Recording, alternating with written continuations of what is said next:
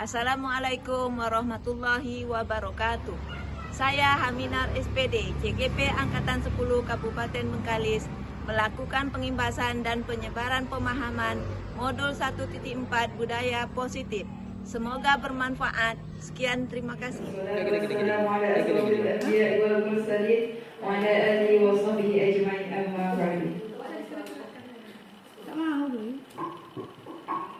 Alhamdulillah beralamin, puji syukur kehadirat Allah Subhanahu wa taala karena pada hari ini tanggal 4 Juni 2024 kita tanggal 7 Juni 2024 kita bisa bersama berkumpul dalam ruangan ini untuk mengikuti presentasi dari CGP Angkatan 10 oleh Ibu Haminar SPD. Langsung saja kita mulai acara ini dengan pembacaan doa yang akan disampaikan oleh Pak Adri AMA kepada Bapak, disilakan.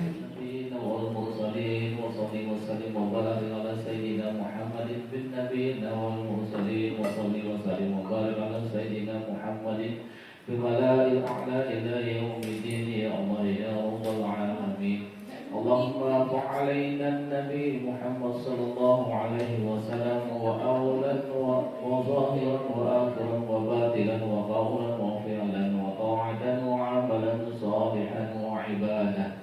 اللهم افتح لنا أبواب الخير وباب رضا وباب نعمة ومشيئة وباب قوة وباب سلامة وباب رزق وباب جنة. اللهم من كل بلاء الدنيا والآخرة واصرفنا من الدنيا والآخرة وغفر الله برحمتك يا أرحم الراحمين. اللهم يا حي يا قيوم يا موجود يا موصول لم يلد ولم يولد ولم يكن له كفوا أحد. اللهم سلامة في الدين وعافية في جسدنا وزيادة في علمنا وبركة في رزقنا وتوبة قبل الموت اللهم صل على سيدنا محمد وعلى آل سيدنا محمد. Amin, amin ya robbal alamin. Mudah-mudahan pengimbasan yang dilakukan oleh saya CGP Angkatan 10 Kabupaten Bengkalis berjalan dengan sukses dengan saya berkolaborasi dengan ibu-ibu, bapak-bapak, guru rekan SMP Negeri 9 Bengkalis.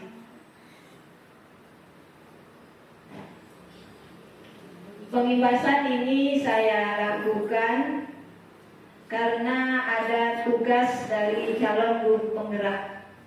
Yang pertama, kami membuat keyakinan kelas.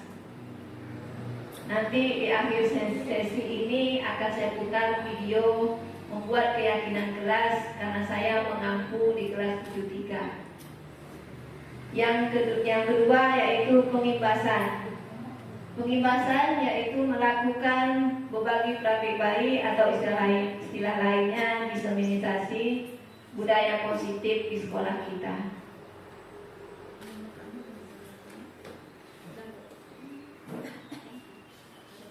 Di sini saya mencantumkan latar belakang saya melakukan pengimbasan dari budaya positif. Saya bacakan. Dengan perkembangan dan pemakaian teknologi pada saat ini membuat moral dan tingkah laku siswa mengalami perubahan yang sangat berdampak negatif terhadap perilaku dan tindakannya. Maka dari itu diperlukan suatu penerapan budaya positif untuk menghadapinya. Dengan kita menerapkan kembali nilai-nilai karakter pada anak, maka masalah tersebut dapat kita hadapi bersama. Menerapkan disiplin politik pada anak dapat menumbuhkan rasa tanggung jawab terhadap perilaku yang telah dilakukannya dan akan memunculkan nilai budi pekerti luhur serta berakhlak mulia. Disiplin positif dapat kita terapkan di sekolah dengan cara berkolaborasi antara guru, kepala sekolah, murid, wali murid, serta pemangku kepentingan yang membuat kebijakan sehingga tertanamlah nilai karakter yang sesuai dengan profil pelajar Pancasila. Itu latar belakang dilakukannya pengimbasan terhadap budaya positif. Inilah inti pengimbasan saya pada hari ini. Sebelum pengimbasan dimulai, saya meminta Ibu dan Bapak berdiri sekejap.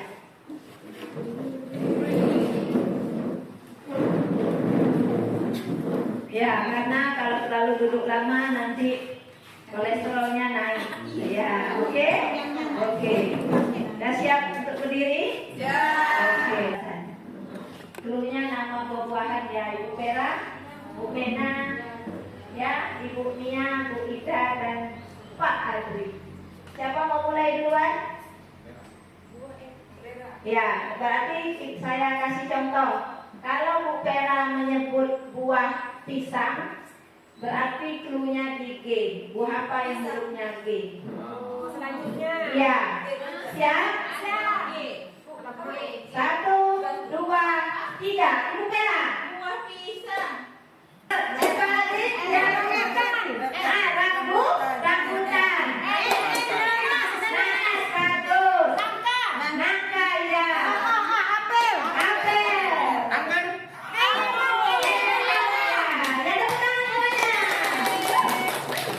Ya, itu namanya SDG menggunakan clue di akhir huruf. Sekali lagi, duduk ibu-ibu.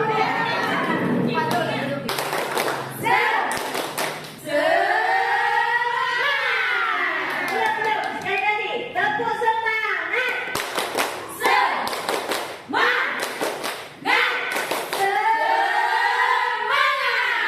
SMP 9 mantap.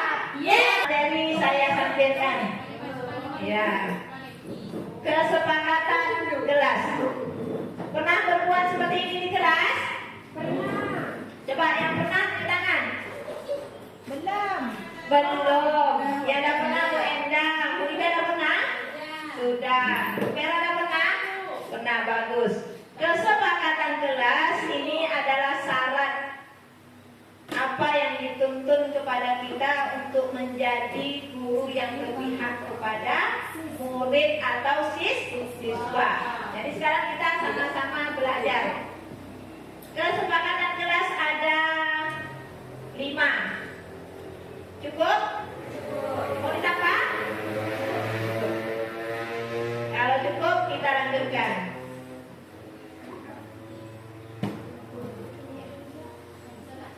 Ya, inti pengimbasan kita pada hari ini. Pertama, judul besar, konsep inti budaya positif. Ada yang pertama, disiplin positif. Yang kedua, teori kontrol. Yang ketiga, teori motivasi perilaku manusia. Yang keempat, hubungan dan penghargaan. Yang kelima, restitusi. Yang keenam, keyakinan kelas. Yang ketujuh, segitiga restitusi. Cek lagi ya. Ibu kecilan itu. Kan cek lagi.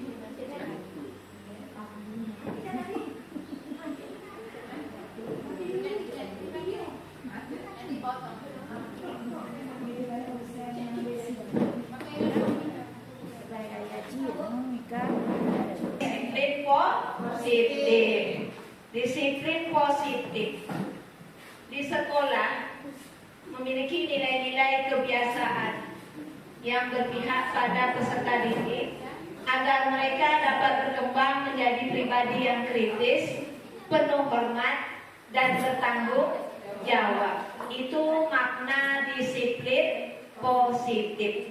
Di sini ada kata paradigma. Pernah mendengar paradigma? Apa artinya, Vera? Paradigma itu suatu perubahan ke arah yang lebih baik. Di sini saya menampilkan sosok bapak yang lagi viral di Indonesia, khususnya bidang pendidikan. Siapa Ibu Desi bapak nih? Iya, Ki Hajar Dewantara. Iya, betul. Semua anak terlahir dengan bakatnya masing-masing. Betul Bapak Ibu? Betul. Iya. Yang kedua, budi pekerti. Setiap anak memiliki budi pekerti. Lanjut. Tugas guru menuntun. Pernah dengar kata menuntun? Pernah? Hari ini atau sudah? Pernah? Menuntun? Menuntun bakat tersebut agar anak tumbuh dengan selamat dan bahagia. Iya. Kemudian yang berikutnya, guru ibarat petani yang menanam biji jagung. Berikutnya, kodrat alam dan kodrat zaman. Terakhir, berpihak pada murid atau anak. Ini inti dari filosofi Ki Hajar Dewantara yang perlu kita ketahui untuk seluruh guru di Indonesia. Yang zaman dulu berfokus kepada guru, sekarang beralih tidak berfokus kepada guru tapi berfokus pada siswa, student. Center student. Kemudian lanjut, perubahan paradigma. Untuk membangun budaya positif, sekolah perlu menyediakan lingkungan yang positif, aman, nyaman, agar murid mampu berpikir, bertindak, mencipta dengan mereka mandiri dan bertanggung jawab. Lazimnya disiplin dikaitkan dengan kontrol. Dalam hal ini kontrol guru dalam menghadapi murid. Perubahan paradigma, teori kontrol atau ilusi kontrol. Berikut pemaparan Dr. William Glaser dalam kontrol teori untuk meluruskan konsepsi tentang makna kontrol. Yang pertama, ilusi guru mengontrol murid. Yang kedua, ilusi bahwa semua penguatan positif, efektif, dan bermanfaat. Yang ketiga, ilusi bahwa kritik dan membuat orang merasa bersalah dapat menguatkan karakter. Yang keempat, ilusi bahwa orang dewasa memiliki hak untuk memaksa. Sedikit saya berikan penjelasan mengenai ini. Ilusi guru mengontrol murid. Dan ini kita lakukan mengawasi murid dari A sampai Z, dari depan sampai belakang. Apa yang dia lakukan kita awasi terus-menerus. Kemudian dilanjutkan, kita memberi nasihat-nasihat positif, nasihat positif yang bermanfaat bagi dirinya. Setelah itu orang dewasa berkata, orang dewasa mengkritik, orang dewasa memaksa. Ini paradigma. Dan ini perlu kita ubah ilusi. Kita harus mencari titik temu ilusi ini sampai di titik kemana. Jadi jangan kita hanya berfokus pada satu titik, yaitu murid. Itu pendapat dari William Glaser yang harus kita rubah. Karena dia sudah melakukan penelitian bagaimana kontrol yang ada pada diri orang dewasa. Lanjut. Di sini ada stimulus. Stimulus ini ada dua. Bapak Ibu, saya kasih waktu sekitar 2 menit membaca dalam hati. Oh, tak nampak ya? Kasihan. Nampak? Nampak. Berarti Ibu perlu pakai kacamata ya. Oke. Dan yang pertama, realitas kebutuhan kita sama. Ini stimulus. Sama kebutuhan kita. Kita lihat stimulus respon. Realitas kebutuhan kita berbeda. Di sini, ini tanggapannya. Kemudian semua orang melihat yang sama. Kenyataannya bukan seperti ini. Kita sangat-sangat berbeda. Kita tidak sama. Sedikit peserta pembebasan, di sini ada kesalahan tulisan sedikit, tapi itu maknanya kenyataannya. Ya, mohon maaf ya. Kemudian kita mencoba, Misal saya mau mengubah opera cara mengajarnya seperti ini, bisa saya seperti itu? Tidak, karena itu ilusi memaksa. Tapi yang bisa adalah kita memberi pandangan, arahan. Opera bagusnya begini, coba opera buat begini. Nah, itu namanya ilusinya sudah berubah karena berbeda. Kemudian yang berikutnya, perilaku guru dilihat sebagai kesalahan. Kita contoh, si Badu datang terlambat, kita marah dia, betul? Berapa kali dia datang lambat, kita marah dia? Baru 1 kali kan? Kita lihat di sini. Perilaku itu punya tujuan. Mungkin dia terlambat pada hari ini, mungkin maknya sakit. Jadi kenyataan. Mungkin ban sepedanya pecah, iya. Atau sepatunya tersandung, dia terungkup. Iya, betul Ibu, bagus. Kemudian, jadi jangan lihat satu kesalahan. Lanjut, orang lain bisa mengontrol saya. Artinya kita semua, kita kritik kan? Kita kritik, kenapa kita memantau dia terus? Tapi sebenarnya apa? Kita mengontrol diri kita terhadap perilaku seseorang. Kita harus cari dulu apa tadi tujuan dia mengapa. Kemudian berikutnya, saya bisa mengontrol orang lain. Saya contohnya Ibu Aminah, piket hari Kamis. Saya paksa Bu Moni, Pak Dika atau Fikri datang tepat waktu seperti saya inginkan. Ini yang terjadi. Harus seperti itu? Tidak. Kita harus mengontrol orang lain. Kita bertanya, besok bisa sama-sama kita datang cepat? Nah, itu salah satu contoh. Dan kita lakukan di kelas. Karena di kelas itu kalau anaknya 27, maka 27 berbeda-beda. Lanjut, pemaksaan pada saat rujukan gagal. Gagal kita kalau kita memuji orang, kalau kita sudah tadi mengecap dia salah. Lanjut, kita berkolaborasi. Kita punya pilihan-pilihan baru, tujuan tadi. Terakhir, model berpikir. Menang dan kalah. Ini dalam main bola ini. Kalau tak menang, kalah. Kalau tak kalah, menang. Ini dalam main bola. Tapi dalam kontrol budaya positif seperti ini, kita harus sampai sama-sama menang. Mengapa dia tujuan ke sekolah? Mengapa dia datang ke sekolah?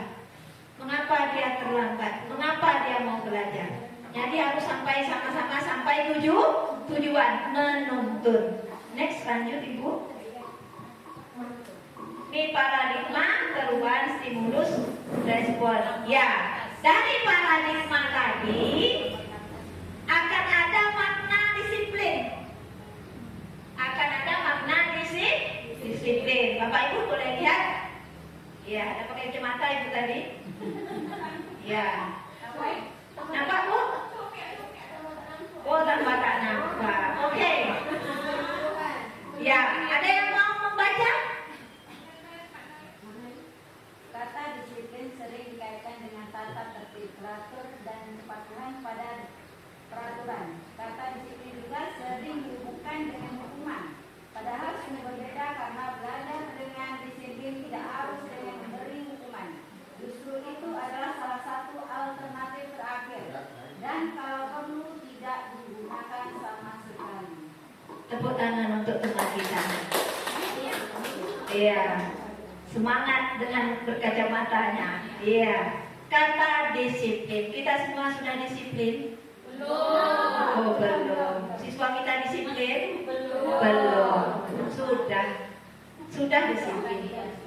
Sudah disiplin. Cuma apa yang berbeda? Iya. Antara konsekuensinya dengan dirinya sendiri. Lanjut Ibu. Nih, kembali lagi kita ke Bapak KHD. Bahwa mencapai kemerdekaan atau dalam konteks pendidikan menciptakan murid yang merdeka. Syarat utamanya adalah disiplin yang membuat. Disiplin yang dimaksud adalah disiplin diri. Yang artinya dalam tubuh siswa. Kemudian tidak memiliki motivasi internal, maka kita menemukan pihak lain untuk mendisiplinkan kita atau memotivasi eksternal karena berasal dari luar, bukan dari diri sendiri. Sedikit rangkuman dari KHD. KHD ini menyampaikan bahwa pendidikan itu untuk menuntun, membimbing, mengajak anak mencapai kebahagiaan, keselamatan di saat mereka berada di lingkungan masyarakat. Itu kesimpulannya. Maka guru sekarang sebagai pamong menuntun seperti kita punya anak kecil yang jalan-jalan jatuh dan kita tidak memarahinya, tapi kita terus mengajarnya sampai dia bisa berjalan. Itu contoh yang pertama. Contoh yang kedua, di saat kita menyemai biji jagung. Pernah menyemai biji jagung Bapak Ibu? Pernah, pernah. Setelah disemai, apakah Bu Mena diamkan saja biji jagung? Tidak. Apa yang dilakukan Ibu? Disiram. Kemudian Ibu dipupuk. Lalu Ibu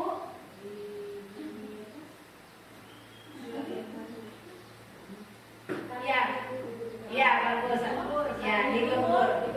Nah, terbayang Ibu dengan menanam biji jagung tadi dengan kita menghadapi siswa kita? Terbayang. Jadi kalau kita si A, orangnya begini, kita bayangkanlah bagaimana kita menyemai biji jagung tadi supaya dia sampai kepada titik keselamatan dan kebahagiaan. Berikutnya, bagian yang kedua, teori motivasi perilaku manusia. Tahu dengan motivasi? Apa Bu Pika? Iya, bagus Bu Pika. Dorongan. Kita lihat yang pertama, menghindari ketidaknyamanan atau hukuman merupakan tingkat terendah pada manusia. Yang kedua, mendapatkan imbalan atau penghargaan dari orang lain.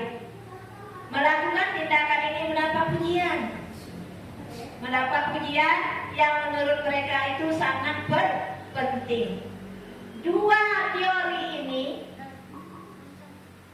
adalah bagian eksternal.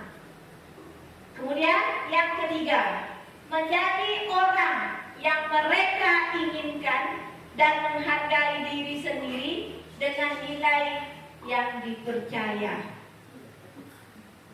Bapak Ibu, kita bahas yang eksternal. Pengalaman mana yang Bapak Ibu pernah buat di dua eksternal ini? Sebagai wali kelas atau guru mata pelajaran, boleh berpendapat? Pernah memberi penghargaan? Pernah. Iya. Jadi kalau kita memberi penghargaan itu adalah memberi pujian.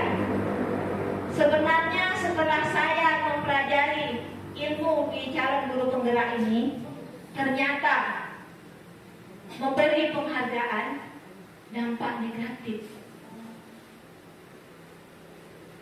Jadi kata para ahli dunia, memberi penghargaan itu boleh, tapi dengan cara yang pertama, secara individu, diam-diam, tidak menampakkan kepada orang. Itu dampak negatifnya. Yang pertama, mematikan orang lain. Kita lihat di SMP kita ini, anak SMP 9, saya pernah bertanya, kamu mau juara satunya? Dia jawabannya lesu. Karena mereka sudah menganggap biasanya penghargaan itu orang yang sudah mendapat juara satu. Jadi dia sudah merasa dalam hatinya sudah tidak nyaman. Ini yang penghargaan. Kemudian ini ketakutan, ketidaknyamanan, ini eksternal. Datang ke sekolah, memakai pakaian hitam putih. Mengapa dia pakai hitam putih? Mungkin ada kegiatan di sekolah. Sementara tiba-tiba guru yang satu marah. Mengapa kamu hari ini pakai hitam putih? Itu tidak sesuai dengan peraturan. Ini ketidaknyamanan. Itu contoh yang pertama. Jadi dia berbuat sesuai yang diperintah. Yang kedua, sampai di sekolah sepatunya belang-belang. Dia sudah mulai menggigil. Akhirnya dipanggil sama guru. Apa yang dirasakan dia? Juga ketidaknyamanan. Tapi besoknya dia akan memakai sepatu sesuai dengan peraturan. Jadi di budaya sini, budaya perilaku manusia di sini, apapun yang dibuat seseorang karena keterpaksaan itu adalah perilaku ketidaknyamanan. Betul Bu? Iya. Tapi harapan dari Diana Gelzen ini, harapannya disiplin positif itu ini muncul dari dalam diri. Mengapa saya datang ke sekolah kalau kita guru? Apa tujuan saya menjejakkan kaki ke sekolah? Itu dalam diri kita. Anak itu juga. Kita tanya. Kita terapkan. Lanjut Ibu. Ini dia. Hukuman dan penghargaan yang tadi bertampak. Bapak Ibu boleh dilihat. Ada jangka panjang, ada jangka pendek, ada tidak efektif, merusak hubungan, menghargai ketepatan, menurunkan kualitas, mematikan aktivitas, penghargaan, menghukum, motivasi dari dalam diri. Bapak Ibu dan saya sendiri pernah merasakan yang 7 itu, 8 itu? Pernah. Boleh cerita sedikit Ibu Tika? Ya, satu saja contoh saja. 5 kata juga boleh. Boleh yang rasa saya banyak yang hebat. Ya. Yang nomor berapa tuh Bu? Nomor Kalau nomor 4 penghargaan mengurangi ketepatan. boleh nomor 4 ya. Ya, boleh.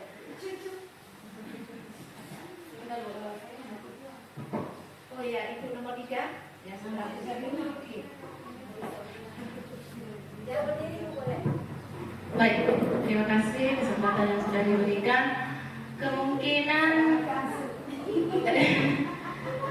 boleh saya ini Bu, nomor 8 Bu? Boleh, motivasi dari dalam diri. Nah, ini dia, atau intrinsik. Ini cerita sedikit Bu, kebetulan saya mengajar di kelas 82. Nah, itu belajar matematika Bu. Ada seorang siswa ini, kebetulan saya sebelum belajar itu entah itu 2 minggu sekali atau 1 bulan sekali periksa kebersihan kukunya. Ya, jadi periksa kebersihan kuku.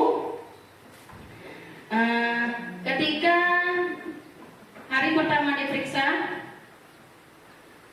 alhamdulillah banyak yang panjang Bu. Iya, berarti tidak ada perubahan. Banyak sekali yang panjang, belum ada anak dampaknya. Ini yang laki-laki. Nah, yang laki-laki itu panjang betul, mulai dari jempol sampai kukunya ini, panjang semua. Saya heran, kamu bapak-bapak nggak? Kata saya. Kebiasaan yang kuku panjang ini Pak. Jadi suka aja. Suka itu ketika kalau bersih itu dilihatnya bagus. Nah, ini penuh dengan makhluknya di dalam. Ini sangat terganggu. Pertama akan membahayakan dirimu dan membahayakan teman terdekatmu. Entah itu tergores tangannya atau apapun itu. Yang kedua, periksa yang kedua berarti minggu ketiga saya periksa lagi Bu. Udah ada perubahan hanya jempol saja. Saya mulai ucapkan terima kasih. Terima kasih Nak, karena sudah mulai. Ini belum masuk ke proses pelajaran, hanya kebiasaan kebersihan dia saja dulu. Jadi motivasi dia ketika saya bilang kamu bapak-bapak Nak, rupanya itu memberi dampak pada dia. Dia menyadari kalau dia masih anak-anak. Kenapa dipanggil bapak-bapak? Jadi jempol saja Bu. Jempol saja. Ketika kita sedang disibukkan dengan kegiatan di luar pengajar, saya lupa memeriksa. Baru-baru ini saya lupa, hampir 2 bulan saya tidak memeriksa bukunya. Hasilnya panjang. Nah, ini kurang motivasi dalam dirinya ketika tidak lagi diingatkan. Ini bagaimana? Yang saya nomor 8 itu motivasi dari dirinya itu kurang ketika tidak lagi diingatkan. Terima kasih Bu. Assalamualaikum warahmatullahi wabarakatuh. Pendapat dari Ibu Tika, ya silakan tepuk tangan. Aplaus untuk Ibu Tika. Ya lanjut pendapat Ibu Nurhayati. Berapa tadi? Sedikit saja pengalaman tentang penghargaan dan hukuman.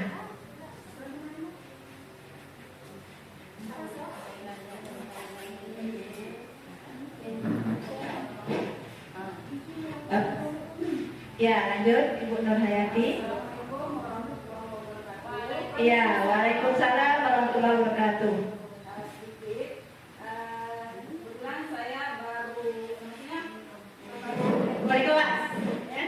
Cuma untuk ketika ya beberapa tahun ini baru ini saya jadi kelas. kalau untuk yang kemarin saya kalau untuk wali kelas itu saya tidak Memberikan penghargaan untuk anak ataupun memberikan door prize misalnya satu ini gitu. Saya tidak pernah. Kebetulan waktu kelas 93 ini saya memberikan sedikit tahap itu untuk anak. Kebetulan anak juara 1, 2, 3 itu berbeda-beda. Untuk kelas 8 kebetulan yang juara 1 juga jadi juara 3 gitu. Pas kelas 93 ini. Karena kebetulan saya ada sedikit rezeki, saya berikan sesuatu untuk anak itu. Cuma ya maklum anak-anak kemarin tuh kami gini. Ada beberapa orang gara-gara inilah tadi ya mungkin ya kita mengasih itu ya cakapnya di belakang gitu. Nanti tak bertegur sapa dia gara-gara itu gitu kan. Kita tahu sendiri kan anak SMA 3 itu gimana gitu kan ya. Itulah itu saja pengalaman saya. Lebih dan kurang Ibu saya mohon maaf. Wabillahi taufiq wal hidayah. Assalamualaikum warahmatullahi wabarakatuh. Terima kasih tanggapan dari Ibu Nurhayati. 2 cukup? Oke, terima kasih. Kita refleksi. Di semua guru merasakan ini penghargaan. Jadi yang disampaikan oleh Ibu Tika tadi itu memang dalam dirinya yang perlu kita perbaiki. Nanti ada berikutnya ya. Kemudian yang dari kelas 93 tadi penghargaan itu yang jangka panjang itu. Jangka panjang. Kemudian tidak efektif. Yang ketiga merusak hubungan. Nah, ini yang kalau sudah merusak hubungan semuanya jadi tidak baik. Nah, kemudian kalau yang menurut kualitas kalau menurut kualitas ya mungkin dalam belajarnya dia mulai agak minim gitu, itu namanya menurut kualitas. Lanjut Bu. Ya, ini restitusi. Nanti kita rangkum ya.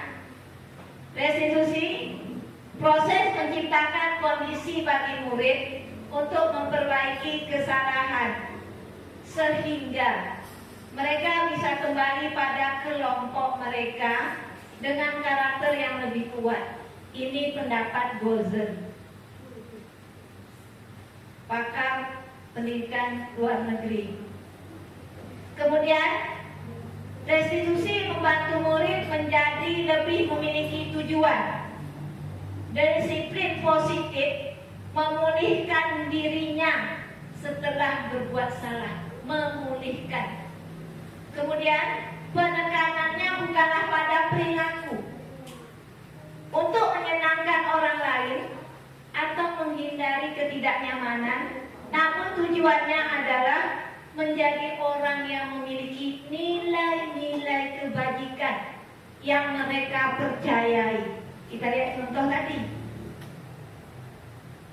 Apa nilai kebajikan dia?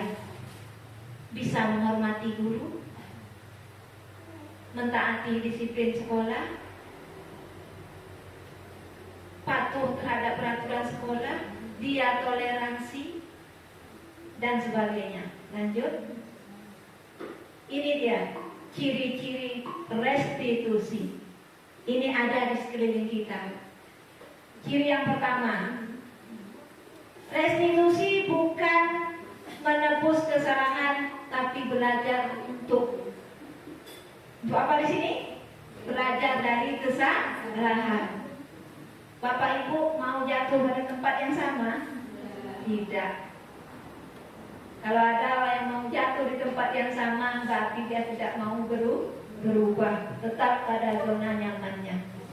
Yang kedua, restitusi memperbaiki hubungan. Di sini saya bercerita sedikit tentang guru BK. Ini seorang guru BK ini sudah di luar kepala,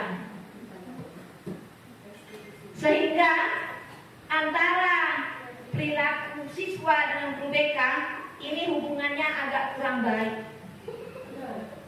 Ini tidak perlu diperbaiki. Jadi mulai ajaran baru besok sepakat kita memperbaiki. Iya, bagus. Usah panjang. Lanjut. Restitusi itu tawaran. Tawaran. Kita tanya kepada peserta didik kita. Atau kawan kita, ingat restitusi bukan untuk siswa ya, bisa untuk kita juga. Saya pribadi salah, apa maunya? Teman kita yang salah, kita ajak berangkul, kita ajak kerjasama. Kemudian restitusi menjadi kebutuhan dasar. Apa kebutuhan yang ada pada dirinya? Lanjut, restitusi adalah cara yang paling baik, karena ini sudah dilakukan oleh orang-orang tertentu dan ternyata berhasil. Yang ada di dalamnya ada 15 orang. Mudah-mudahan kita akan bisa menerapkan ini supaya semuanya berhasil mencari kebahagiaan. Amin. Kemudian fokus pada karakter, bukan pada yang salah. Apa karakter yang kita cari? Contoh, karakter anak cerdas. Berarti kita mendidik, memberi ilmu. Itu kalau cerdas. Iya, betul Bu. Apa lagi Bu? Yang dekat sama guru. Ya, di mana ada guru, di situ ada dia. Kita suruh berikut, dia tidak mau. Ya, cantik saya jawab dari ibu. Senasib kita ya. Oke. Mulai besok kita tanya, kita buat perkembangan dia supaya dia berada di kelompoknya. Bahkan hari ini dia ngasih nomor WA-nya ke saya, Ibu. Iya, tepuk tangan untuk Bu Endang dapat nomor WA dia nanti. Ya? Nah, jadi itu yang terakhir itu kita cari. Anak kita banyak yang terakhir ini. Mantap kan? Iya, kita buat nanti tabel khususnya. Tapi kita manggilnya jangan secara umum. Iya. Nah, Nanti apa? kenapa? Karena mematikan. Iya, Ya, karakter. oke, lanjut. Berarti paham gitu ya. Nah, ini keyakinan Kelas. Pernah buat wali kelas? Ini harus wali kelas yang buat. Siapa calon-calon wali kelas akan datang? Tunjuk tangan. Nah, Baru lah kan? ya. Buat tapi tidak tertulis, Bu. Ya, nanti setelah hari ini mudah-mudahan kita tulis ya. Ya. Oke. Buat tapi tidak Saya tertulis. bawakan dulu pengertiannya. Keyakinan kelas isinya nilai-nilai kebajikan. Anak kita di kelas tidak tahu arti nilai kebajikan, tapi yang tahu nilai apa kebajikan. Nanti di sesi terakhir saya sampaikan videonya. Yang dia tahu nilai baik, yang dia tahu nilai positif. Di sini disebut universal. Ibu tahu universal? Menyeluruh. Universal. Tepuk tangan dulu. Ya. Kemudian semuanya ini kita harus mengesampingkan ini. Suku apa dia? Ya. Agama apa dia? Ya. Orang kaya atau miskin? Nah, ini sampingkan. Mengapa kita mencari nilai kebajikan? Lanjut. Seseorang akan lebih tergerak. Saya sekarang melihat Fahri. Fahri tergerak sekarang. Untuk kelas 7 yang cukup tergerak dalam menciptakan dirinya sendiri itu lebih berubah. Itu anak kita Fahri. Di sini tergerak. Jadi tergerak ini dari cara kita menuntun dia dalam proses belajar, baik di dalam kelas maupun di luar kelas. Dengan cara kita memerintah. Jadi kalau kita memerintah, boleh saya kasih saran ibu-ibu, bapak-bapak di belakang. Kalau kita ngasih saran memerintah siswa, jangan langsung, Fahri, ambil itu barang. Tidak boleh seperti itu. Kita mendapat dia. Karena ini kata-kata bijak. Nanti kalau kita buat macam itu, dia besok meniru. Contoh dia meniru. Panji, sini. Oh iya. Iya, teladan.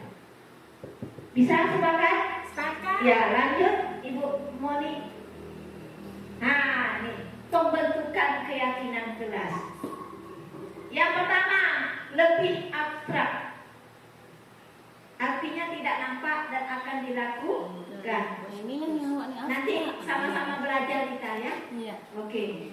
Keyakinan kelas berupa pernyataan universal. Saya kasih contoh satu. Menghormati guru sedang mengajar.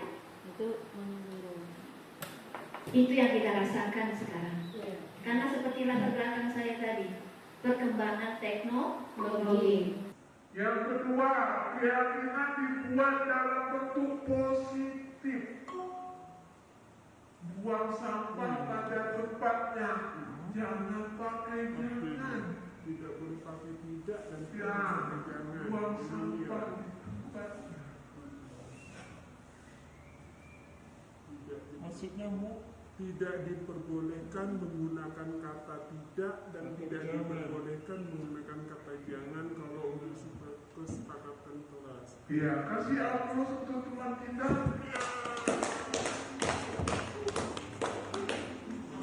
Nah, kemudian diterapkan di lingkungannya. Karena kita ingin anak kita ini betul-betul punya nilai yang nanti sekolah itu seperti ini, ada sampah buang itu. Di mana lingkungan nanti dia tepi jalan ingat kata-kata kita. Jangan buang sampah di situ. Dan dia bisa menerapkan. Nanti kata jangan membuang sampah sembarangan. Tak boleh. Tak boleh buang sampah di tempatnya, pada tempatnya. Karena kan positif. Kemudian warga kelas itu sepakat. Sepakat artinya berembuk. 27 orang dalam satu kelas harus punya ide masing-masing. Kami mau boleh main HP berapa menit. Kalau misal sekolah kita pakai HP misalkan, boleh kami main HP 10 menit sebelum belajar, boleh. 10 menit dia boleh main HP. Dan sepakat setelah 10 menit HP kumpul, baru kita belajar. Mau kita terapkan macam itu? Kenapa? Karena kita mencari fokus. Fokus dia untuk ke arah kita lagi. Karena kita sudah ikut dia pertama. Kemudian kita lanjut cara kita. Itu namanya kesepakatan. Kemudian berkontribusi.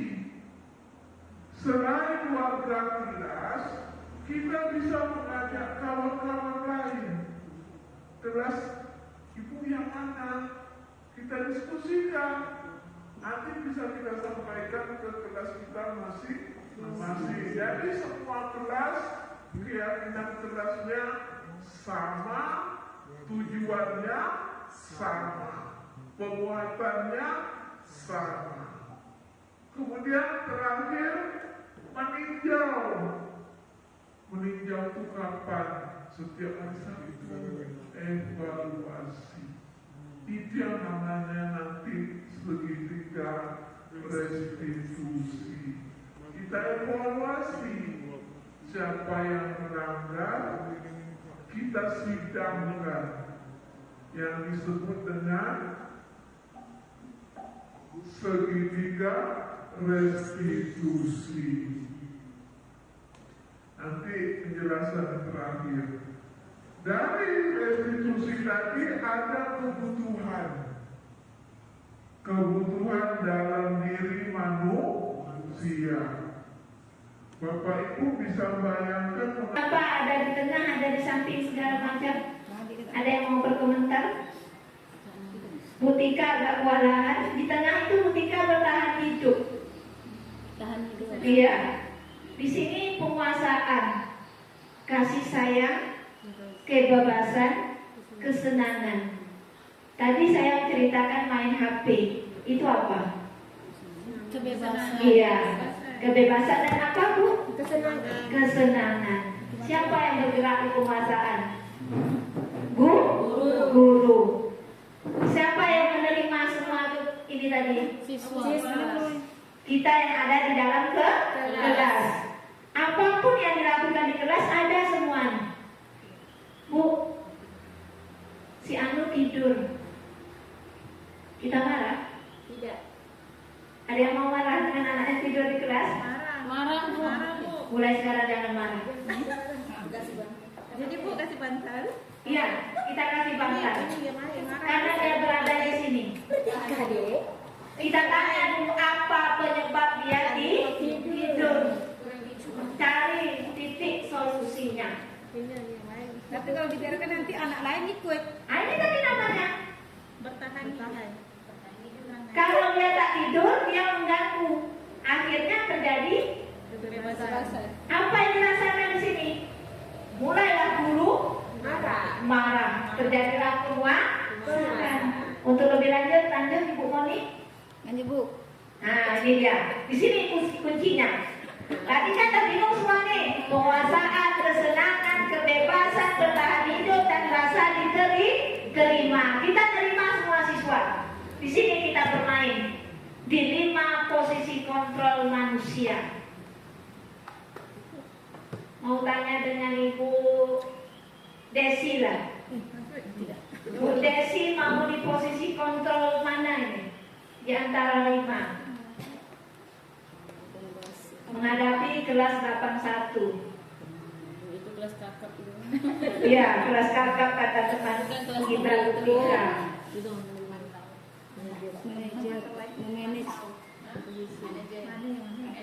Manajer tuh, Bu. Iya, manajer bagus. Ibu Vera mau di mana?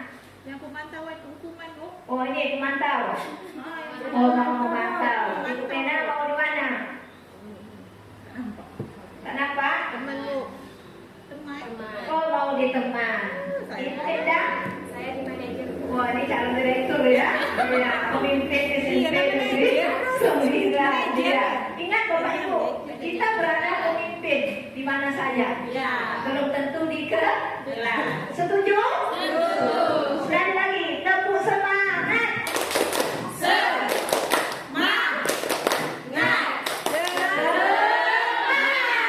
Oke, ini kan lihat satu-satu. Penghukum. Guru marah. Ada Itu disebut guru penghukum. Betul, Ibu. Iya. Pemarah. Masuk kelas. Contoh. Mengapa berselak? Mengapa tak datang?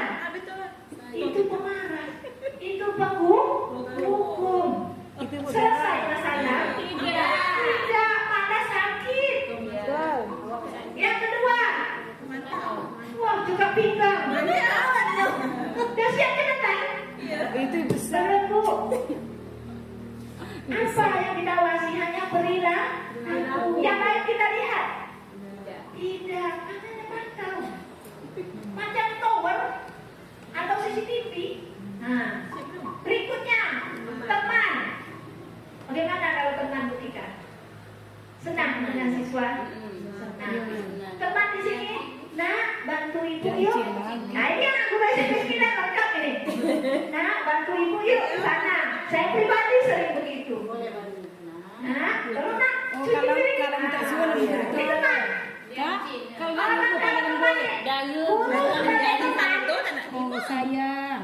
Wah, ya betul Bu Desi. Teman lembut. Pada lembu basah. Iya, betul. Itu di sini teman. Tolongan kopi Ibu nak. Iya. Antum kena tak ragam. Nah, tapi kalau ini membuat rasa bersalah. Gimana kamu nih? Ibu kan tidak seperti ini. Kayaknya semuanya ada di situ. Iya.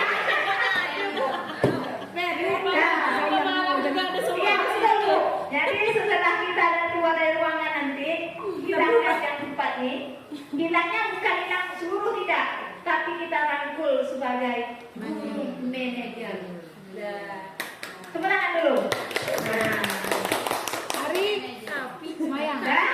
Iya, Bu. Mulailah dari yang sulit. Mulailah dari yang sulit. Sikit-sikit lama jadi ini manajer. Kita rangkul. Memang sangat sulit. Saya pribadi pernah merangkul Oxel dengan Mugi. Sampai saya, iya, banyak alasan yang dia lakukan. Jadi kita sebagai guru betul-betul bukan wali kelas saja. Kita bersama merangkul, berkolaborasi. Karena manajer ini kita sama-sama. Mungkin Bu Tika ada cara, Bu Endang ada cara, atau Bu Mena. Kalau kita tidak bisa selesai, baru terakhir berkolaborasi dengan kepala sekolah sebagai atasan kita. Ini 5 posisi. Ini paling inti pada setiap guru. Lanjut Ibu. Segitiga restitusi. Ya. Ya. Nampak segitiganya? Nampak. Ya. Bacanya tak nampak. Oh, bacanya. Ini di tengahnya dalam perutnya ada segitiga restitusi. Di sampingnya validasi tindakan yang salah. Kemudian menanyakan keyakinan kelas, menstabilkan identitas. Ini saya ceritakan mengenai segitiga restitusi. Lanjut, Ibu.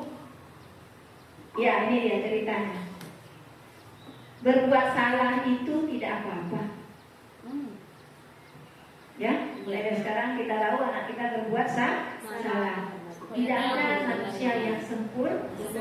Betul. Saya di TV ini merasa sekali. Kemudian saya juga pernah melakukan kesalahan seperti itu. Artinya diri kita. Jadi di saat kita berhadapan dengan siswa yang kita panggil, kita sebut bahwa kita juga pernah merasakan. Kemudian kita sama-sama menyelesaikan ini. Nah, itu menstabilkan. Yang terakhir, kamu berhak merasa kesal, kamu berhak emosi, kamu berhak jengkel. Stabil kan kalau kita panggil dia, macam Bu Endang semalam manggil Andika, berontak dia kan? Tapi dia berontak. Kita biarkan dulu, nanti kita tenangkan. Iya, kita bukan ingat posisi kita marah, normalkan dulu posisi pikiran, bawa duduk, baru lanjut tanya stabil permasalahannya. Yang kedua, validkan tindakan dia. Pertama yang kita tanya, mengapa kamu melakukan itu? Yang berikutnya, contohnya, apa alasan kamu nak? Ingat, kita manajer. Jangan lebih tinggi. Kita menggunakan pikiran emosional. Kemudian bangga nak pada dirimu sendiri. Kita munculkan dia bangga. Walaupun maaf dia inklusi, tapi dia punya titik kelebihan. Yang berikutnya, kamu berhak mempertahankan. Misalnya tadi dia diejek, dia berhak membela, namanya mempertahankan diri. Sebelahnya keyakinan kelas. Ini intinya dari yang cerita di atas tadi, keyakinan ke kelas. Pertama kita tanya, keyakinan kelas ataupun di keluarga. Contoh, kalau dia tidak menghormati guru. Kalau dia tidak menghormati guru, kita tanya di rumah, apakah dia menghormati orang tua? Ya atau tidak. Kemudian nilai yang kita sepakati di kelas. Ada bayangan tentang kelas yang ideal, orang yang seperti apa yang diinginkannya. Ya ibu-ibu, bapak-bapak, bisa ditanamkan diri kita masing-masing? Nah, sama-sama kita berkolaborasi. Lanjut Ibu. Ya, terima kasih pemaparan materi saya. Saya kasih waktu untuk respon dan tanya jawab. Dipersilakan. Itu proses membuat keyakinan kelas.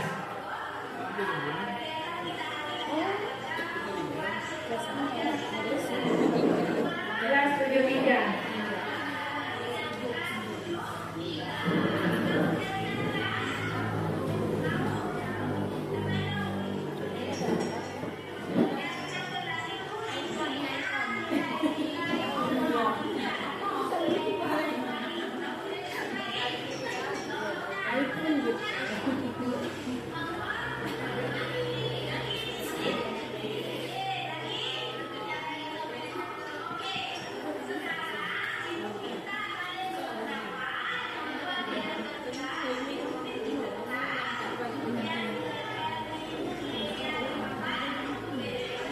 Ya, nanti ibu-ibu bisa praktekkan ya. Ya, kalau kita kekurangan kertas warna-warni, kertas biasa atau gunakan spidol. Yang penting setiap anak berhak menyampaikan.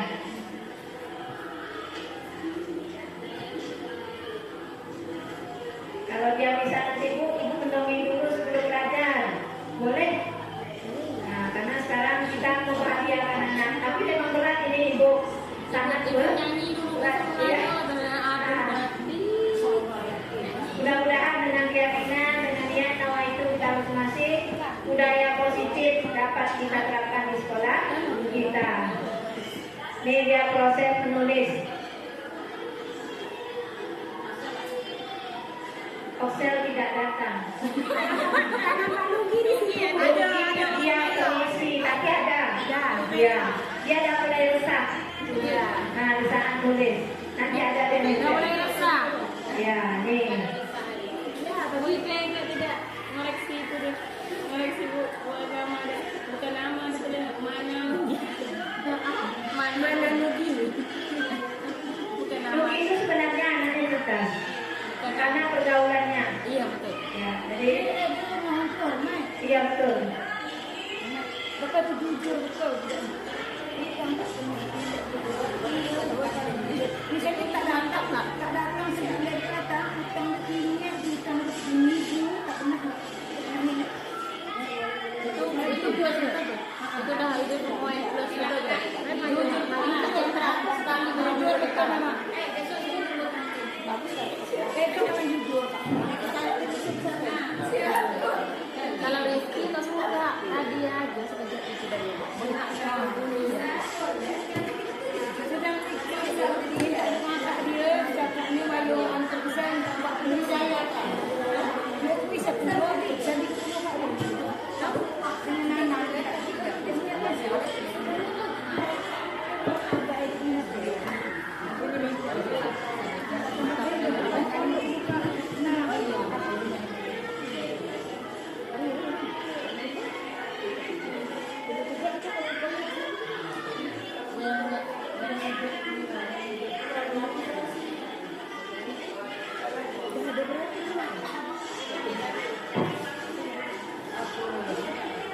jadi kalau siswanya ada 27 berarti 27 pendapat. Kalau 33 macam 82, 33 kita minta. Karena ini nanti ada proses kesimpulannya. Kesimpulan mereka, hasil isi hati mereka. Jadi nanti kalau dia melanggar, siapa yang buat? Nah, itu rugi. Ibu tak boleh garang juga kan aman tidak. Kegiatan penimbasan saya Aminah SPD JGP Angkatan 10 Kabupaten Bengkalis atas izin Allah Subhanahu wa Ta'ala di hari Jumat yang barokah ini berjalan lancar dan sukses. Terima kasih Kepala Sekolah SMP Negeri 9 Bengkalis. Terima kasih rekan-rekan ibu yang cantik, yang manis. yang sudah berkolaborasi dengan saya pada hari ini melakukan pengimbasan disiplin positif modul 1.4 calon guru penggerak angkatan 10. Assalamualaikum warahmatullahi wabarakatuh. Assalamualaikum warahmatullahi wabarakatuh. Nama saya Vidya Irza Desi Susiana Dewi. Saya mengajar di SMP 9 Negeri Mengkalis. Dan alhamdulillah saya kemarin melihat secara langsung presentasi Ibu Haminur tentang budaya disiplin.